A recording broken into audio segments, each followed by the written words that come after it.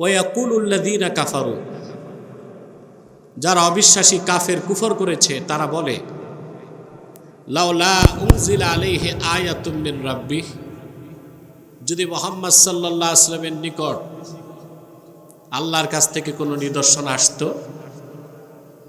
এটা ছিল তাদের অজুহাত কাফেরদের, যে তাইলে আমরা ঈমান আনতাম। আল্লাহ ঘোষণা করলেন, সবচেয়ে বড় নিদর্শন কোরআন শরীফ দেখার পরও যারা ঈমান আনে নাই, কোনো নিদর্শন দেখে তারা ঈমান আনবে না। প্রিয় রাসূল, আপনি বলে দেন, ইন্নাল্লাহা ইউদিল্লু মান ইয়াশাউ ওয়া ইয়াহদি ইলাইহি মান আনাব। আল্লাহ যাকে ইচ্ছা তাকে পথভ্রষ্ট করেন, আর বিনয়ের সাথে যে এগিয়ে আসে আল্লাহ তাকে হেদায়েত দিয়ে হেদায়েতের শেষ মঞ্জিলে পৌঁছায় দেন। সুবহানাল্লাহ। কথাগুলো আমরা বুঝব। আল্লাহর সর্বশ্রেষ্ঠ নিদর্শন হচ্ছে 30 পারা কোরআন, রাসূলুল্লাহর সর্বশ্রেষ্ঠ মুজিজায়ে কোরআন। সুবহানাল্লাহি বিহামদিহি। আল্লাহ রাব্বুল আলামিন তার আখিরি নবী মুহাম্মদ সাল্লাল্লাহু আলাইহি সাল্লামের মাধ্যমে যে কোরআন পাঠিয়েছেন, এই কোরআন হচ্ছে এমন এক মুজিজা, মুজিজাতুন খাতিমাতুন খালিদাতুন সারমাদিয়াতুন ইলা ইয়াউমিল কিয়ামাহ। এমন এক মুজিজা রাসূলুল্লাহ রেখে গিয়েছেন, কিয়ামত পর্যন্ত যা অপরিবর্তনীয় থাকবে, অম্লান থাকবে, অক্ষয় থাকবে, যার কোনো রদবদল হবে না। কিয়ামত পর্যন্ত কোরআন মানুষকে আল্লাহ, তার রাসূল ও ইসলামের মহাসত্যতার পক্ষে সাক্ষ্য দিয়ে যাবে। এর চেয়ে বড় নিদর্শন আর কিছু হতে, কিন্তু কাফেররা অজুহাত খুঁজতে লাগলো, যে এটা না হয়ে যদি এটা হতো, এটা না হয়ে যদি এটা হতো। যেমন ওরা একটা অজুহাত হিসেবে রাসূলুল্লাহর কাছে বক্তব্য উপস্থাপন করেছে, ওয়ালাউ আন্না কুরআনান সুয়িরাত বিহিল জিবালু আও কুত্তিআত বিহিল আরদু আও কুল্লিমা বিহিল মাউতা বাল লিল্লাহিল আমরু জামিআ। যদি মুহাম্মদ সাল্লাল্লাহু আলাইহি সাল্লামের নিকট এমন একটা কোরআন আসতো যার মাধ্যমে পাহাড়গুলো উড়তো, জমিনটা ফেটে যেত, মৃত মানুষ দাঁড়িয়ে কোরআনের সাথে কথা বলতো, তাইলে ঈমান আনার চিন্তা করতাম। বলেন নাউজুবিল্লাহ। আল্লাহ বলেন, বাল লিল্লাহিল আমরু জামিআ। এই সব কাজ তো আল্লাহর ইখতিয়ারভুক্ত, কিন্তু হেদায়েত না থাকলে নিদর্শন দেখার মাধ্যমে কেউ ঈমান আনতে পারে না। কারণ সবচেয়ে বড় নিদর্শন হচ্ছে কোরআন। এই কোরআন দেখার পর যারা ঈমান আনে নাই, ওরা যত নিদর্শন দেখতে চায় সব যদি আল্লাহ দেখান, তারা ঈমান। আল্লাহ রাব্বুল আলামিন বলেন, ইন্নাল্লাযীনা হাক্কাত আলাইহিম কালিমাতু রাব্বিকা লা ইউমিনুন ওয়ালাউ জাআতহুম কুল্লু আয়াতিন হাত্তা ইয়ারাউল আযাবাল আলীম। মুহাম্মদ সাল্লাল্লাহু আলাইহি ওয়াসাল্লাম, আপনার রবের পক্ষ থেকে চূড়ান্ত সিদ্ধান্ত হয়ে গেছে যাদের ব্যাপারে তারা ঈমান আনবে না, যদি তাদের সামনে তাদের প্রত্যাশিত সকল নিদর্শন এনে হাজির করা হয়, তারপরও তারা ঈমান আনবে না। কারণ হেদায়েত হচ্ছে আল্লাহর হাতে, নিদর্শন দেখার মাধ্যমে চাইলেই কেউ হেদায়েত পেতে পারে। কাফেরদের প্রশ্নের জবাবে আল্লাহ তাআলা অন্যত্র বলেন, ওয়ালাউ আন্নানা নাযালনা ইলাইহিমুল মালাইকাতা ওয়া কাল্লামাহুমুল মাউতা ওয়া হাশারনা আলাইহিম কুল্লা শাইইন কুবুলাম মা কানু লিউমিনু إلا أن يشاء الله ولكن أكثرهم يجهلون আল্লাহ পাক বলেন, আমি না বললাম আওয়াজগুলো বন্ধ করতে বাজারে, হাঁটাহাঁটি বন্ধ করেন, যে বসার বসেন, আর যার বদকিসমত চলে যান। শৃঙ্খলা নষ্ট করবেন না। মেলা, দোকান, বাজার এগুলো দূরে দিতে হয়, এত কাছে হয় না। কষ্ট হচ্ছে আপনাদের? আমি তো রাতে প্রোগ্রাম ভিতরে করি না, এখানেও দিনে আসছি 2 বার, ঠিক না? রাতে 1 বার আসছি, দিনে 2 বার আসছি। হ্যাঁ হ্যাঁ, আপনাদের কমিটির গো ধরা ভাব, রাতে আসতেই হয়। রাতে তো আমার সিকিউরিটি থ্রেট থাকে। তারা কষ্ট করছে, আমাকে সেই দাউদকান্দি থেকে নিয়ে এসেছে, আলহামদুলিল্লাহ কমিটমেন্ট রক্ষা করছে। যাওয়ার সময় কি করে জানি না, আল্লাহ কবুল করুন। আমি আল্লাহ ছাড়া কাউকে ভয় পাই না, কারণ আমি মৃত্যুকেই ভয় পাই না। এগুলো হচ্ছে সিস্টেম, রুলস রেগুলেশন, এটা রক্ষা করতে হয়। এটা রক্ষা না করলে আর শাহাদাত নসিব হয় না, আত্মহত্যা হয়। সেজন্য এগুলো নিয়ম কানুন, সিকিউরিটি মেনটেন এগুলো করতে হয়। কথা বুঝতে পারছেন? আমার আগে শত্রু ছিল এক জাতীয়, এখন শত্রু আরেক জাতীয়। আগে ছিল ভারতের দালালরা আমার শত্রু, এখন হচ্ছে পশ্চিমার দালালরা আমার শত্রু। আমি চাই বাংলাদেশ দালাল মুক্ত হোক। কোন পরাশক্তি, ধরাশক্তি, অপশক্তির দালালি করে বাংলাদেশে রাজনীতি চলবে না। এটি তো আমার পলিটিক্যাল থিসিস, এর বেশি তো কিছু বলি না, ঠিক কিনা? আল্লাহর দ্বীনের স্বার্থে আমি কাজ চাই, কোনো ধরনের পলিটিক্যাল ইন্টেনশন আমার নেই, আলহামদুলিল্লাহ।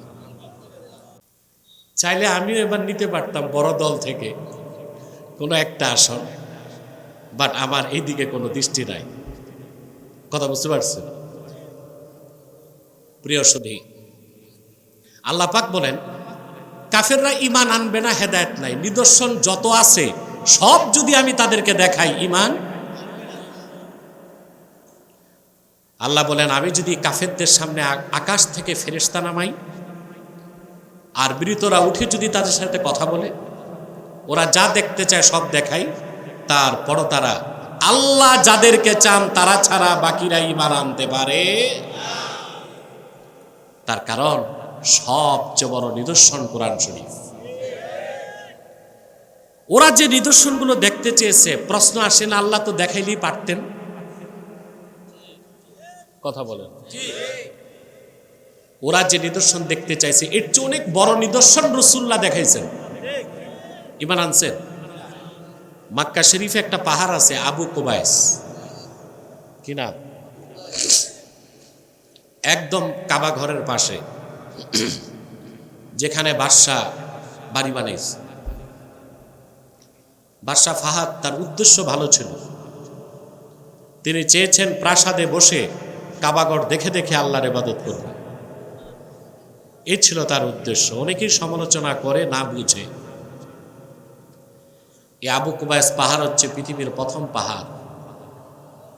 হাদিস শরীফে এসেছে, রাসূলুল্লাহ সাল্লাল্লাহু আলাইহি ওয়াসাল্লাম ইরশাদ করেছেন, আউয়ালু জাবালিন খালাকাহুল্লাহু ফিল আরদে আবা কুবাইস। পৃথিবীতে প্রথম আল্লাহ তাআলা যে পাহাড়টা তৈরি করছেন, ওই পাহাড় হচ্ছে আবু কুবাইস। এটাকে বলা হয় উম্মুল জিবাল, সব পাহাড়ের মা। আল্লাহ রসুল দাঁড়িয়ে আছেন, আবু জেহেল তার সাঙ্গপাঙ্গ নিয়ে আসছে, এসে বলে, মুহাম্মদ সাল্লাল্লাহু আলাইহি ওয়াসাল্লাম, আপনি যত নিদর্শন দেখালেন সব মাটিতে, জমিনে, আকাশে তো দেখালেন না। আল্লাহর হাবিব বললেন, কি দেখতে চাও? সে বলল, পূর্ণিমার চাঁদ আপনি 2 টুকরা করে দেখাতে পারবেন? সে ভাবছে তা কি আদৌ সম্ভব?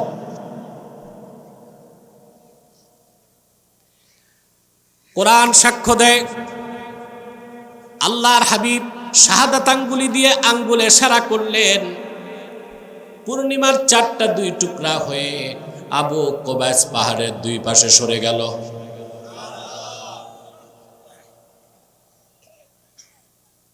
আবু জেহেল ঈমান আনছে? কোরআনে কারীমে আল্লাহ পাক সে কথা বলেন, ইকতারাবাতিস সাআতু ওয়ানশাক্কাল কমার ওয়া ইয়ারাউ আয়াতান ইউরিদু ওয়া ইয়াকুলু সিহরুম মুস্তামির। কিয়ামত নিকটবর্তী হলো, মুহাম্মদ সাল্লাল্লাহু আলাইহি সাল্লামের আঙ্গুলের ইশারায় চাঁদ 2 টুকরা হয়ে গেল। কাফেররা ঈমান আনলো না, বলল সিহরুম মুস্তামির, এটা চলমান জাদু। বলেন নাউজুবিল্লাহ। তা নিদর্শন দেখলি কি হেদায়েত আনতো? কথা বলেন। কাফেররা আশ্চর্য হয়ে বলল, মুহাম্মদ সাল্লাল্লাহু আলাইহি ওয়াসাল্লাম যা দেখালেন তা তো জাদু হতে পারে না। আসো আমরা একটা পরীক্ষা করি, যদি এটা জাদু হয়ে থাকে, আমরাই দেখেছি, আরবের বাইরের কেউ দেখবে না, আর যদি এটা নিদর্শন হয় তো সবাই দেখবে। ওরা দলে দলে বিভক্ত হয়ে চতুর্দিক কাফেলা পাঠায় দিল। কেউ শাম থেকে আসতেছে, কেউ দামেস্ক থেকে, কেউ ইয়ামান থেকে, কেউ মিশর থেকে। যাকেই তারা জিজ্ঞেস করেছে তারাই বলেছে, আমরা সুস্পষ্টভাবে অবলোকন করেছি, রাতের বেলা পূর্ণিমার চাঁদ 2 টুকরা হয়ে 2 পাশে সরে গেছে, আবার দীর্ঘক্ষণ পর তা জোড়া লেগে গেছে, আমরা তা জেগে জেগে দিব্য চোখে দেখেছি। তারপরও কাফেররা ঈমান আনল। শুধু আরবের লোকজন দেখে নাই, আল্লামা সৈয়দ আনোয়ার কাশ্মীরি রাহিমাহুল্লাহ, বুখারী শরীফের যে সরাতার ফাইজুল বারি, সেখানে একটা তথ্য এসেছে। সৈয়দ আনোয়ার কাশ্মীরি লেখেন, কদ শাহাদাহু রাজুলুম মিনাল হিন্দে ইসমুহু ভোলরাজ। আল্লাহর হাবিব যখন মক্কায় চাঁদকে 2 টুকরা করে দেখালেন, আরবের মাটি থেকে হাজার হাজার মাইল দূরে ভারতের ভূপালের রাজা ভোলরাজ নিজ চোখে তা দেখতে পেয়েছে। আপনারা কি ঘুমাচ্ছেন নাকি? না শুনতেছেন? সে অত্যাশ্চর্য হয়ে গেছে। সকালবেলা যত জ্যোতিষ, ধর্মগুরু, পণ্ডিত ডাকছে, দেখে বলল, গত রাতে দেখলাম পূর্ণিমার 4টা 2 টুকরা হয়ে গেছে, কিছুক্ষণ পর জোড়া লাগছে, কি দেখলাম? পণ্ডিতরা বলল, স্বপ্ন দেখছেন? বলে না, দিব্য জেগে জেগে দেখেছি। বলে আমাদেরকে একটু সময় দেন। ওরা কিছু সময় পর বলল, যা দেখছেন সত্য দেখছেন। বলে তার মানে? বলে আমাদের ধর্মগ্রন্থ উল্লেখ আছে, গোটা বিশ্ব মানবতার কল্যাণে মুক্তির জন্য যিনি আল্লাহর পক্ষ থেকে মহাকান্ডারী হিসেবে আসবেন, আখিরি নবী মুহাম্মদ সাল্লাল্লাহু আলাইহি ওয়াসাল্লাম, মক্কায় তিনি আসবেন, তিনি চলে এসেছেন। কাফেরদের চ্যালেঞ্জের মোকাবেলায় তিনি চাঁদকে 2 টুকরা করবেন। গত রাতে সেই ঘটনা ঘটেছে, আপনি তা চোখে দেখতে পেয়েছেন। আল্লামা কাশ্মীরি এর বেশি উল্লেখ করেন নাই। অন্য ইতিহাস সাক্ষ্য দেয়, হিন্দু রাজা ভোলরাজ সব পরিবারে হিন্দুস্তান ছেড়ে আরবে চলে গেল, আল্লাহর হাবিবের কাছে ঈমান এনে মুসলমান হয়ে গেল। বলেন সুবহানাল্লাহ। কিন্তু এত বড় নিদর্শন দেখেও আবু জেহেল রাসূলুল্লাহর পাশে দাঁড়িয়ে থেকে দেখার পর ঈমান কেন? কুল ইন্নাল্লাহা ইউদিল্লু মান ইয়াশা ওয়া ইয়াহদি ইলাইহি মান আনাব। মুহাম্মদ সাল্লাল্লাহু আলাইহি ওয়াসাল্লাম, আপনি বলুন, আল্লাহ যাকে ইচ্ছা তাকে আপন রহমত থেকে সরিয়ে দেন, তখন সে পথভ্রষ্ট হয়ে যায়। আর যে বিনয়ের সাথে এগিয়ে আসে, আল্লাহ তাকে হেদায়েত দিয়া রহমতের কোলে টেনে নেন। বলেন সুবহানাল্লাহ। কথাগুলো বুঝতেছেন? হেদায়েত কার হাতে? আপনারা জানেন পৃথিবীর ইতিহাসে একটা বড় ঘটনা চন্দ্র বিজয়, ঠিক না? 70-এর দশকে যখন রাশিয়া আর আমেরিকাতে শীতল যুদ্ধ চলছিল, কোল্ড ওয়ার, তখন রাশিয়া চেষ্টা করছিল কার আগে কে চাঁদে যাবে। ভাগ্যক্রমে আমেরিকার 3 জন বিজ্ঞানী মহাকাশচারী চাঁদে অবতরণ করেছে, শুনছেন না? এর মধ্যে একজন ছিল নীল আর্মস্ট্রং।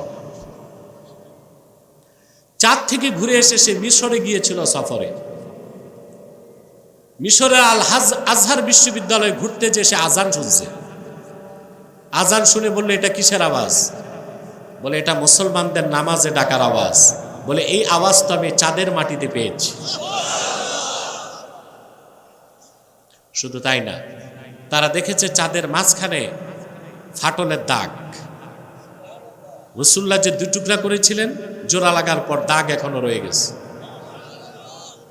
যখন ইহুদিরা দেখলো চন্দ্র বিজয় তো আমাদের হয় না, এটা মুসলমানের বিজয়, তারা তখন একটা বই লিখে ফেললো, we never went to the moon. আমরা কখনোই চাঁদে যাই নাই। নাউজুবিল্লাহ বলবেন না? ইহুদিরা, কাফেররা কত বড় মিথ্যাচার হইতে পারে। চাঁদে রকেট গিয়েছে, 3 জন বিজ্ঞানী নেমেছে। তৎকালে নাসা কর্তৃক প্রচারিত এই সংবাদটি 70 কোটি মানুষ লাইভে দেখেছে। কত কোটি মানুষ? এটা 70 দশকের কথা, 69 সালে 70 কোটি মানুষ লাইভে দেখছে রকেট চাঁদে গেছে, নভোচারীরা নামছে। কিন্তু যখন ইসলামের বিজয়ের কথা আসে তখন তারা সব ভুলে গেছে, বই লিখে ফেলছে, we never went to the moon. আমরা কখনো চাঁদে যাই নাই। আগে কি দেখাইছো? তোমাদের কোনটা মানবো, আগেরটা না এইটা? আমি বুঝাতে চাইলাম ভাইয়েরা, নিদর্শন দেখলেই মুসলমান হওয়া যায় না, ঈমান আনা যায় না।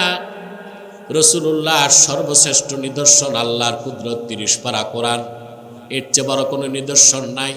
এই কোরআন কারীম দেখার পরও কাফেরেরা ঈমান আনে নাই। কেন? আল্লাহ বলেছেন, কুল ইন্নাল্লাহা ইউদিল্লু মান ইয়াশাউ ওয়া ইয়াহদি ইলাইহি মান আনাব। প্রিয় হাবিব মুহাম্মদ সাল্লাল্লাহু আলাইহি ওয়াসাল্লাম, আপনি বলুন, নিশ্চয় আল্লাহ যাকে ইচ্ছা তাকে পথভ্রষ্ট করেন, আর যে ব্যক্তি বিনয়ের সাথে এগিয়ে আসে আল্লাহর দিকে, আল্লাহ তাকে হেদায়েত দিয়া হেদায়েতের শেষ মঞ্জিলে পৌঁছায় দেন। হেদায়েত 2 প্রকার। কয় প্রকার? আপনি যেতে পারেন? আচ্ছা, হেদায়েত কয় প্রকার? তাকান আমার দিকে। কয় প্রকার? একটা হচ্ছে ইরাআতুত তারিক, ইন্ডিকেশন অফ পাথ, পথ দেখায় দেওয়া। এটা সত্যের পথ, এটা হেদায়েতের পথ, এটা জান্নাতের পথ। আরেকটা হচ্ছে ইসাল ইলাল মাতলুব, হাত ধরে বান্দাকে হেদায়েতের শেষ মঞ্জিলে পৌঁছায় দেওয়া। প্রথমটা কোরআনের কাজ, দ্বিতীয়টা আল্লাহর কাজ। সুবহানাল্লাহ। পথ দেখায় কে? সেই পথে চালায় কে? সুবহানাল্লাহ। হেদায়েত 2 প্রকার। একটা হচ্ছে ইরাআতুত তারিক, পথ দেখায় দেওয়া। আরেকটা হচ্ছে ইসাল ইলাল মাতলুব, সেই পথে হেদায়েতের শেষ গন্তব্যে পৌঁছায় দেওয়া। আমি একটু দৃষ্টান্ত দিব, কথা বলেন। আল্লাহ রাব্বুল আলামিন হেদায়েতের পথ দেখানোর জন্যে 1 জন 2 জন নয়, লাখের উপর পয়গম্বর পাঠিয়েছেন। যুগে যুগে যারা মানুষকে সত্যের পথ দেখিয়েছেন, হেদায়েত করেছেন, সবার শেষে এসেছেন আজ থেকে প্রায় 1500 বছর আগে আখিরি নবী, নবীগণের মাথার তাজ মুহাম্মদ মুস্তাফা সাল্লাল্লাহু আলাইহি ওয়াসাল্লাম, যিনি গোটা মানব জাতিকে হেদায়েতের চূড়ান্ত পথ দেখায় দিয়েছেন। রেখে গেছেন 30 পারা কোরআন। কিয়ামত পর্যন্ত এই কোরআন মানুষকে সে মহাসত্যের পথে আহ্বান করবে। এটা হচ্ছে ইরাতুত তারিক, পথ দেখায় দেওয়া। কিন্তু সেই পথে কে চলবে আর কে চলবে না, সিদ্ধান্তটা কে নিবেন? ওই দ্বিতীয়টা হচ্ছে ইসাল ইলাল মাতলুব, গন্তব্যে পৌঁছায় দেওয়া। সুবহানাল্লাহ বলেন। সত্যকে চিনলে গ্রহণ করা যায়? কথা বলেন। সত্যকে চিনতে পারা এক বিষয়, সত্যকে গ্রহণ করা আরেক বিষয়। আমি দুটো দৃষ্টান্ত আপনাদেরকে দিচ্ছি। মক্কায় কুরাইশদের নেতা ছিল আবু জাহাল। কে? তো কুরাইশদের মধ্যে যারা বুদ্ধিজীবী ছিল, বড় বুদ্ধিজীবী ছিল আখনাস ইবনু শরীক। কি নাম? আখনাস বিন শরীক, অনেক বড় বুদ্ধিজীবী ছিল। এখন বাংলাদেশে বুদ্ধিজীবী আছে না? কথা বলে। আমাদের ডক্টর জালালউদ্দিন সাহেব বলছেন বুদ্ধিজীবীদের কথা, পরাস্ত হয়েছে তারা। যত বুদ্ধিজীবী আমার সাথে বসছে আলহামদুলিল্লাহ পরাজিত হয়েছে। ওদের কাছে কিচ্ছু নাই। মাথা যে দেখেন টাক মাথা, বাইরেও খালি ভিতরেও খালি।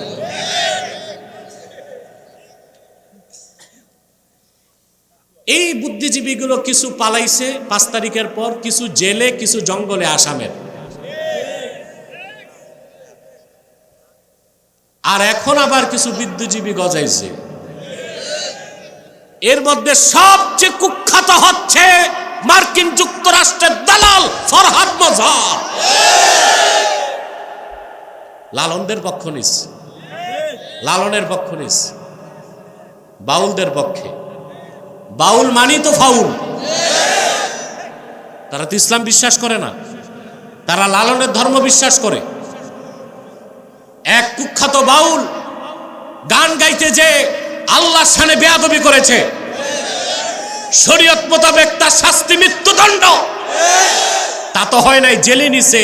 তাতে ফরহাদ মজহার আলেমদের হুমকি দেয় সে দেখে নিবে।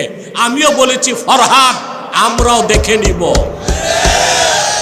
যে তৌহিদি জনতাকে ভয় পাও, তারা যদি খেপে যায়, তোমার মতো ফরহাদের দাড়িগুলো কোদাল দিয়ে চেষে জুতা পেটা করে বাংলাদেশ থেকে বের করে দিবে বাংলাদেশের মুসলমান।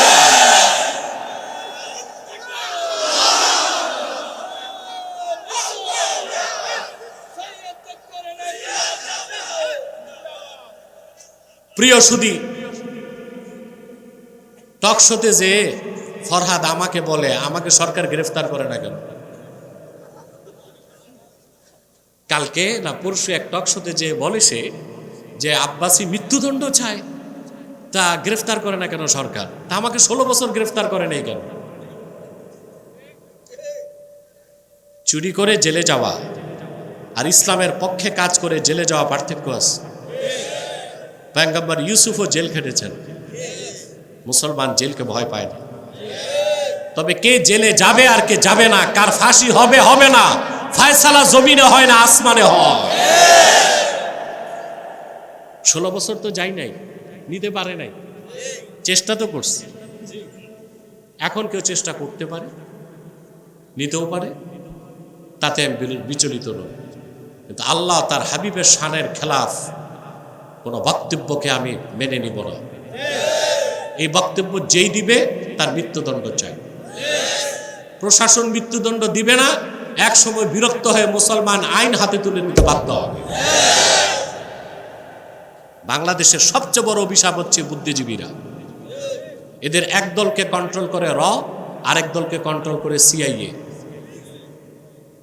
এরা যারাই গভর্নমেন্টে আসে তাদেরকে মিসগাইড করে, ডেসপারেট করে, জনগণের মোটিভকে ঘুরিয়ে দিতে চায়। যেমন এখন সবাই লালনের অনুসারী, বাউলদেরকে নিয়ে ব্যস্ত। গোপনে এই সরকার কি চুক্তি করতেছে আল্লাহ তাআলাই ভালো জানেন। পোর্ট তো দিয়ে দিছে, লালদিয়া পোর্ট দিয়ে দিয়েছে সুইজারল্যান্ডকে, নেদারল্যান্ডকে। পানগাঁও পোর্ট দিয়ে দিয়েছে সুইজারল্যান্ডকে। নিউ মোরিং কন্টেইনার টার্মিনাল দিয়ে দিয়েছে ডিপি ওয়ার্ল্ডকে। এটা আবুধাবির কোম্পানি, চালায় ইহুদিরা। তো তিনটাই তো দিয়ে দিলেন, রাখলেন কি? একদিকে হয়েছে রায়, আরেকদিকে 3টা পোর্ট চুক্তি হয়ে গেছে। এখন আন্দোলন হচ্ছে বাউলদেরকে নিয়ে, এখন কি হচ্ছে জানা যাবে এক সপ্তাহ পরে। আপনার বাঙালিকে এভাবে শুধু আন্দোলন করে রক্তই দিয়ে যাবেন? কবে আপনারা ঐক্যবদ্ধ হবেন? দিনের স্বার্থে, দেশের স্বার্থে কবে এক প্ল্যাটফর্মে আসবেন?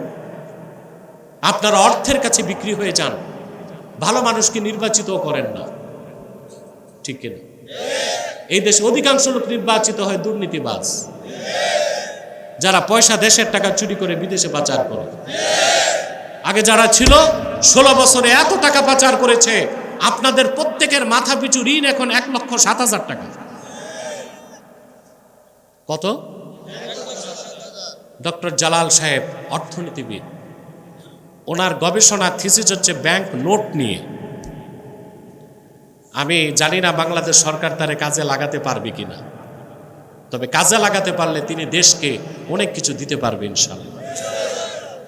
আমি তার বইটা দেখেছি, যে বইটা তিনি লিখেছেন, বইটার প্রকাশনা উৎসবে আমাকে দাওয়াত করেছিলেন, আমি গিয়েছিলাম। তো বলছিলাম আমাদের এখন মাথাপিছু ঋণ হচ্ছে 1,07,000 টাকা প্রত্যেকের। এটা হচ্ছে দুর্নীতির কারণে। যে কথা বলছিলাম, বুদ্ধিজীবীরা সবচেয়ে বড় অভিশাপ। এখন আমাদেরকে আরেক দল বুদ্ধিজীবীর সাথে ফাইট করতে হচ্ছে। এই বুদ্ধিজীবী নতুন কিছু না, মক্কার কুরাইশ কাফেরদের বুদ্ধিজীবী ছিল, বড় বুদ্ধিজীবী ছিল আবু জেহেল, আরেকটা ছিল আখনাস বিন শরীক। কি নাম? একদিন সে আবু জেহেলকে এসে বলে, আমি তোমাকে একটা প্রশ্ন করব, উত্তর দিবা? বলে হ্যাঁ।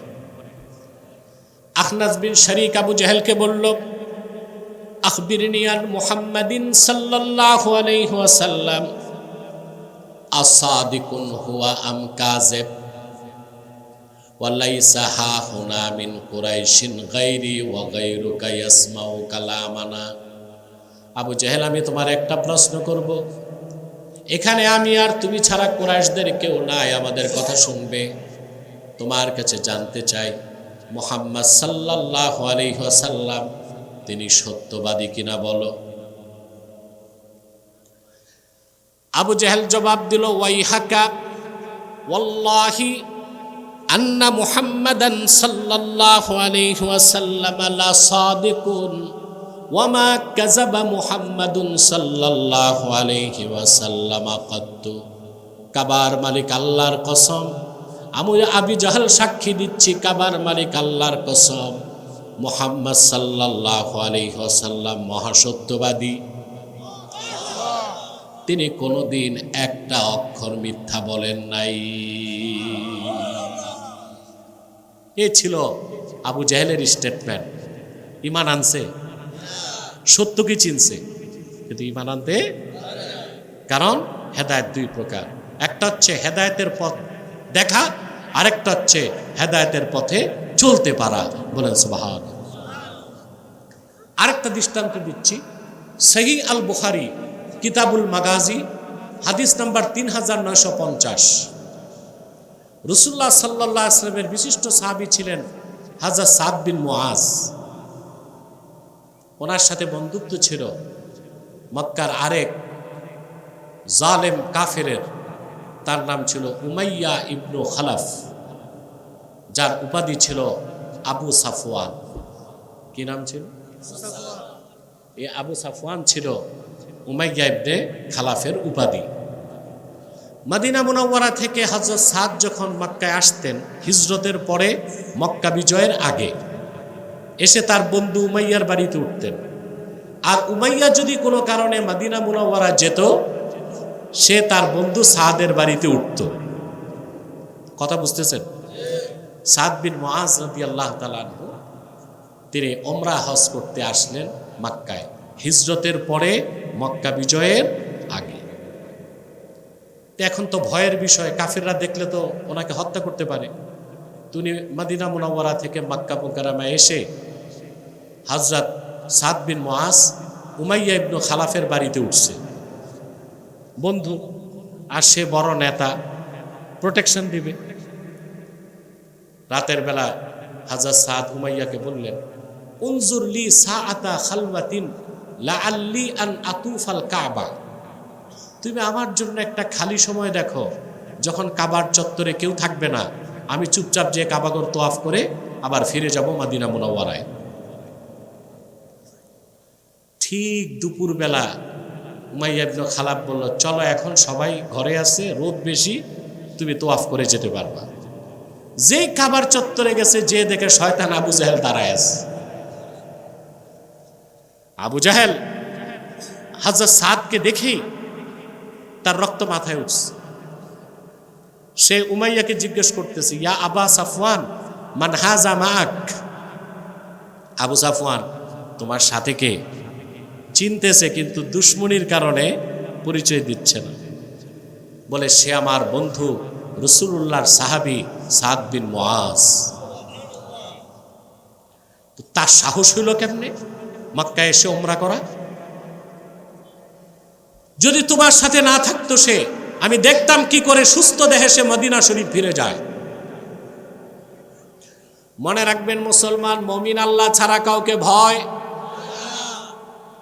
এবার হযরতে সাদ বিন মুআজ বললেন, আবু জাহেল, তাহলে আমিও দেখে নিতাম কেমন করে তুমি মদিনা মুনাওয়ারার পাশ দিয়ে ব্যবসা করতে শাম দেশে যাও।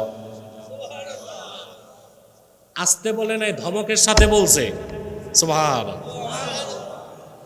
আল্লাহর ইমানদার বান্দার হৃদয়টা হয় আকাশের মতো প্রশস্ত, ওখানে কোনো ভয় শঙ্কা থাকে না। সুবহানাল্লাহ। নেতাকে ধমক দেওয়াতে উমাইয়া ইবনে খালাফ ছিল সেকেন্ড ইন কমান্ড, আর আবু জাহেল ছিল ফার্স্ট ইন কমান্ড। নেতার মধ্যে গ্রেড থাকে না? কথা বলেন। এই যে এখন 5 তারিখের পর শুধু নেতা আর নেতা। নানগঞ্জে খুব উৎপাত, একটু পর পর মোটর সাইকেলের বহর। কে যাচ্ছে? হুজুর চিনবেন না, এটা হচ্ছে হকি স্টিক বল্টু। নামগুলো এরকম ইউনিক হয়, এই নেতাদের নামগুলো এরকম উদ্ভটই হয় এখন। তো পিছে কারা? বলে ওরা হচ্ছে কেউ উপনেতা, পাতি নেতা, সাথী নেতা।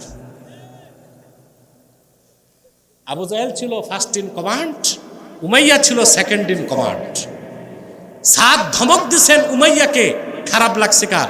আবু জাহেলকে ধমক দিছেন, খারাপ লাগছে উমাইয়ার। উমাইয়া বলল, লা তারফা সাউতাকা আলা আবিল হাকাম সাইয়্যিদি আহলিল ওয়াদি। সাদ, তুমি এই উপত্যকার নেতা আবু জাহেলকে ধমক দিয়ে কথা বলো না।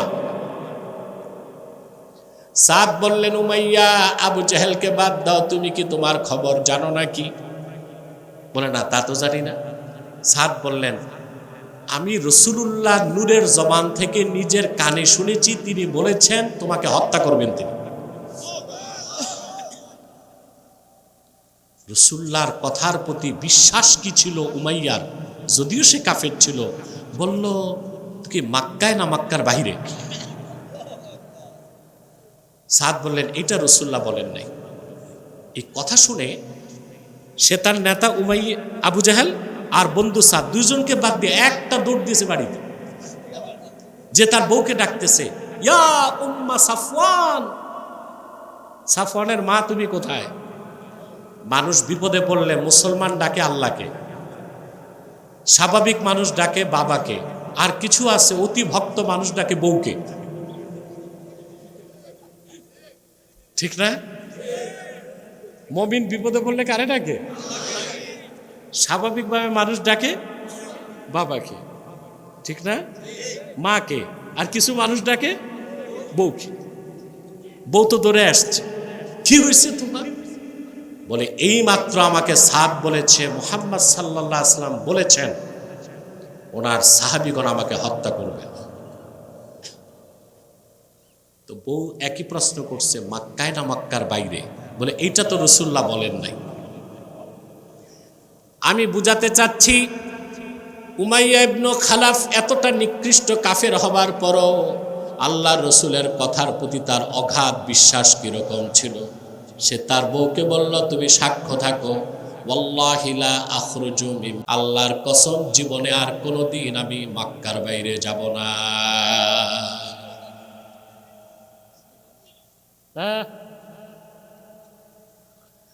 আল্লাহর কসম আমি মক্কার বাইরে। রাসূলুল্লাহর কথার প্রতি বিশ্বাস ছিল? কথা বলেন। ছিল কাফের, কিন্তু রাসূলুল্লাহর কথায় বিশ্বাস ছিল। শুধু বিশ্বাস না, প্রবল বিশ্বাস। কিছুদিন পর শুরু হলো বদর যুদ্ধের দামামা। তা আবু জেহেল বাড়ি বাড়ি যে রিক্রুট করতে, আপনাদের কষ্ট হচ্ছে না তো? আমার ঘড়ি টড়ি নাই, আপনারা তো আওয়াজ টাওয়াজ দিচ্ছেন না। সময় কত? ইয়া আল্লাহ, 11টা 10টা 52। আপনার ঘড়ি আর ঘড়ি নাই, এ তো গোড়া হয়ে গেছে। 11টা বেজে গেছে, মানে আমি মাইক ধরছি 1 ঘন্টা হয়ে গেছে, আর 10-15 মিনিট ইনশাল্লাহ। ঠিক আছে, কথা তো শুনবেন। কথা বলার দুইটা নীতি, একটা হচ্ছে বেশি সময়ে কম কথা, একটা হচ্ছে কম সময়ে বেশি কথা। কোনটা লাভ? কম সময়ে বেশি কথা। আজকে আমরা সেই নীতিতে চলতেছি। আমাদের তো ঘন্টা দেখার দরকার নাই, কথা কি হলো তা দেখব। প্রিয় বন্ধুগণ, আবু জেহেল রিক্রুট করতেছে কে কে বদর যুদ্ধে যাবে। গেছে সেকেন্ড ইন কমান্ড, মানে তারপরের নেতার বাড়ি উমাইয়ার কাছে। উমাইয়া তাকে দেখে কলিজার পানি শুকায় গেছে, বলে আমার শরীরটা ভালো না, আমি বদরে যাব না। কি কারণ বুঝছেন তো? আবু জেহেল ছিল দুর্ধর্ষ, চতুর এক ভণ্ড নেতা। ও পামপট্টি দিয়ে রাজি করায় ফেলছে। ঠিক আছে, দেখব। আবু জেহেল চলে যাবার পর উমাইয়ার বউ এসে বলছে, তুমি ভুলে গেছো মুহাম্মদ সাল্লাল্লাহু আলাইহি ওয়াসাল্লাম বলেছেন তোমাকে হত্যা করা হবে, যেটা তোমার বন্ধু জানিয়েছে সাদ। তো সে তার বউকে বলল, আবু জেহেল তো শয়তান মানুষ, ওরে একটা বুঝ দিছে, আমি একটু বের হয়ে আবার ফিরে আসবো। সহিহ আল বুখারী সাক্ষ্য দেয়, উমাইয়া মক্কা থেকে বের হলো, আর ফিরতে পারে নাই মক্কায়। আল্লাহ তারে বদর পর্যন্ত উপস্থিত করলেন। এই উমাইয়াই হযরত বেলালকে বছরের পর বছর নির্যাতন করেছিল। উমদাতুল কারিতে এসেছে, ফাকাদ্দারাল্লাহু কাতলাহু বিয়াদি বেলালিন মুআজ্জিনি রাসূলিল্লাহ। আল্লাহ তাআলা যেই বেলালকে বছরের পর বছর নির্যাতন করেছে, সেই বেলাল রাসূলুল্লাহ সাল্লাল্লাহু আলাইহি ওয়াসাল্লামের মুআজ্জিন বেলালের হাতে মক্কার নিকৃষ্ট কুরাইশ নেতা উমাইয়া ইবনে খালাফের মৃত্যুকে নিশ্চিত করেছে। আমি বুঝাতে চাইলাম, সত্যকে চিনতে পারা এক বিষয়, সত্যকে গ্রহণ করা। দৃষ্টান্ত কয়টা দিয়েছি? সেজন্য আল্লাহ পাক বলেছেন, কুল ইন্নাল্লাহা ইউদিল্লু মান ইয়াশা। প্রিয় হাবিব মুহাম্মদ সাল্লাল্লাহু আলাইহি সাল্লাম, আপনি বলুন, নিশ্চয় আল্লাহ যার ইচ্ছা তারে রহমত থেকে সরায় দেন, তখন সে পথভ্রষ্ট হয়। আর যে ব্যক্তি বিনয়ের সাথে এগিয়ে আসে, আল্লাহ তারে হেদায়েত করে হেদায়েতের শেষ মঞ্জিলে পৌঁছায় দেন। এখন আল্লাহ কাদেরকে মায়া করে হেদায়েত দেন, এটা জানতে হবে। কথা বলেন, হেদায়েত পাওয়ার চেয়ে বড় সফলতা আছে? কথা বলেন। আপনারা এত ওয়াজ শুনেন বাংলাদেশে, আরব বিশ্বের বাইরে দুনিয়ার কোথাও এত নসিহত হয় না বাংলাদেশে যত নসিহত হয়। তারপরও আনুপাতিক হারে আপনাদের মধ্যে সুদখোর বাড়তেছে, বেনামাজি বাড়তেছে, ঘুষখোর বাড়তেছে, কমতেছে। তার মানে যে ওয়াজ নসিহত হয় তার 10 ভাগের 1 ভাগ যদি আমল করতে পারতেন, আপনারা প্রত্যেকেই আল্লাহর ওলি হিসেবে স্বীকৃতি পেতেন। হেদায়েতটা কার হাতে? আল্লাহ কাদেরকে মায়া করে হেদায়েত করেন, প্রশ্ন আসে না? আল্লাহ বলেছেন, আল্লাযীনা আমানু ওয়া তাতমাইন্নু কুলুবুহুম বিযিকরিল্লাহ। যারা ঈমান এনেছে আর আল্লাহর জিকিরে যাদের অন্তরসমূহ প্রশান্ত হয়ে যায়, আল্লাহ তাদেরকেই হেদায়েত দিয়ে চূড়ান্ত মঞ্জিলে পৌঁছায় দেন। আলা বিযিকরিল্লাহি তাতমাইন্নুল কুলুব। সাবধান, জেনে রেখো, নিশ্চয়ই আল্লাহর জিকিরেই একমাত্র মুমিনের অন্তর প্রশান্ত হয়। বলেন সুবহানাল্লাহ। কার জিকিরে? এখন এখানে দুইটা জিনিস বুঝতে হবে, অন্তর প্রশান্ত হওয়ার মানে কি, আর আল্লাহর জিকির এখানে অর্থ কি। এই দুইটা জিনিস না বুঝলে আলোচনা অপরিপূর্ণ থাকবে। আমি একটু বুঝাবো। একটা হচ্ছে অন্তর, এটা কোন জায়গায় বলেন তো? বাম বুকের 2 আঙ্গুল নিচে কলব, কলব, কালব না। অনেক মৌলবী সাহেব দেখি বলে কালব, কালব মানে কুত্তা, উচ্চারণ কি হবে? কলব। উচ্চারণ ঠিক করতে হবে। বাংলাদেশে এক মাথা খারাপ বক্তা বলছিল কলব নাকি মাথায়। তখন আমি বলছিলাম, যে বলছে কলব মাথায় ওর মগজ হাঁটুতে,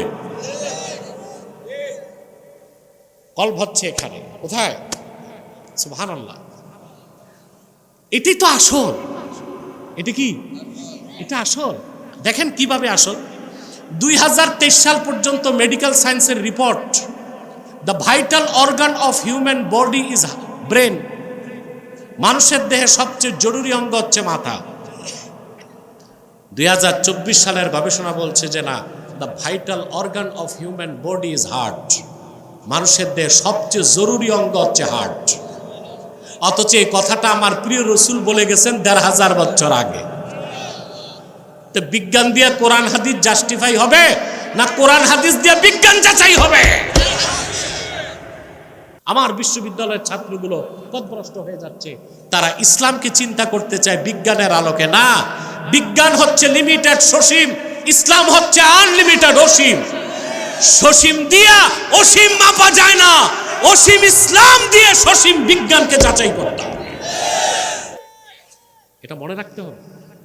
রাসূলুল্লাহ 1500 বছর আগে বলেছেন দেহে সবচেয়ে জরুরি কি? আল্লাহর হাবিব ইরশাদ করেছেন, আলা ওয়া ইন্না ফিল জাসাদি মুদগাহ ইদা সালাহাত সালাহাল জাসাদু কুল্লুহু ওয়া ইদা ফাসাদাত ফাসাদাল জাসাদু কুল্লুহু আলা ওয়া হিয়াল কলব।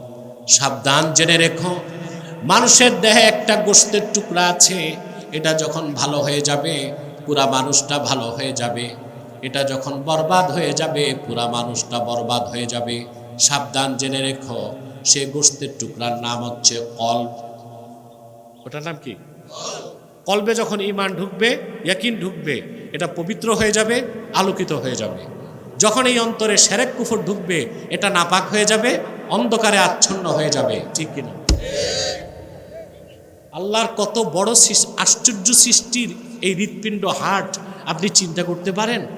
4 মাস বয়স মায়ের পেটে যখন তাকে ভ্রূণ, হার্ট চালু হয়।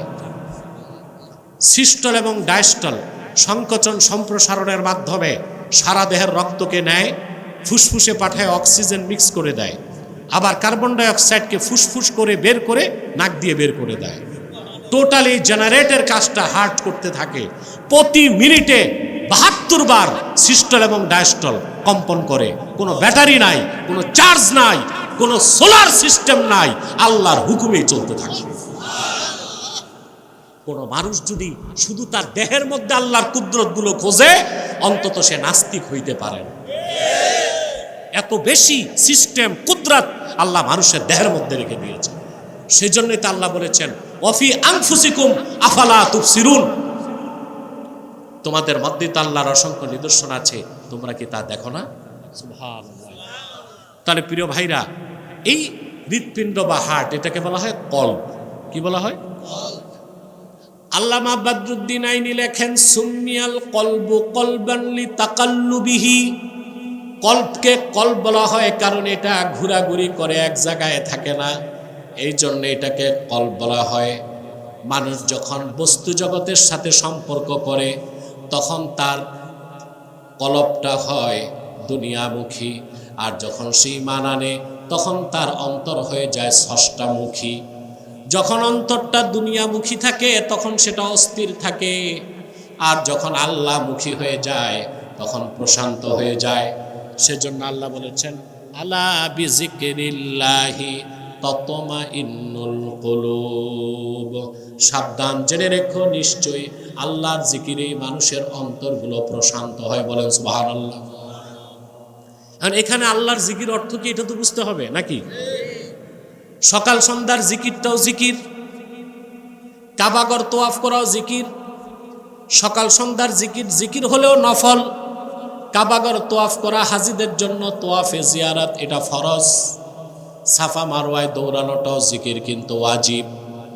5 ওয়াক্ত আজানটাও জিকির কিন্তু সুন্নাত, 5 ওয়াক্ত নামাজটাও জিকির কিন্তু ফরজ। আবার 30 পারা কোরআনটাকেও আল্লাহ জিকির বলেছেন, ওয়ামান আ'রাদা আন যিকরি ফাইন্না লাহু মাঈশাতান দানকা ওয়া নাহশুরুহু ইয়াওমাল কিয়ামাতি আ'মা। আল্লাহ বলেন, ওয়ামান আ'রাদা আন যিকরি, যে আমার জিকির থেকে মুখ ফিরালো। এখানে জিকির মানে কি? জোরে বলেন। ফাইন্না লাহু মাঈশাতান দানকা, তার জন্য রয়েছে একটি সংকুচিত রিজিক। ওয়া নাহশুরুহু ইয়াওমাল কিয়ামাতি আ'মা, আর আমি কবর থেকে তাকে তুলব অন্ধ করে। সে বলবে, ক্বালা রাব্বি লিমা হাশারতানি আ'মা, আয় আমার রব, আমাকে অন্ধ করে উঠাইলা কেন? আমার ওয়াকাদ কুনতু বাসীরা, আমার তো চক্ষু ছিল, দৃষ্টি ছিল।